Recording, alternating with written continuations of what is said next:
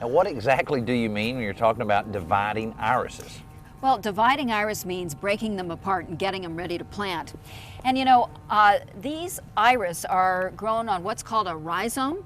That's what this is. Now that's different than a bulb?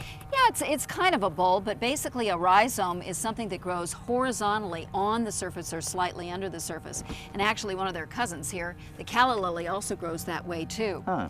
Well, when you are dividing, it's really, really important to separate the good from the bad. Right. Also, another reason why you divide is if you haven't done it in 3 or 4 years, like these haven't been done, right, you're not going to have any blooms at all. Oh, it won't bloom because of that. Oh, it okay. won't bloom.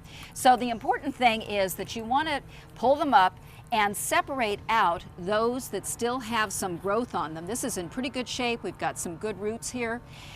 From parts that are kind of gnarly looking like that. Looks like an old mushy potato. Sure does. Okay, I cut that off of an earlier one. And you can see this one here. This is still attached to something. Look how bad that is. Oh, I see. Obviously that's trash. Yeah, so you want to discard those and save only plants that look like this, ready for planting when you're to that step.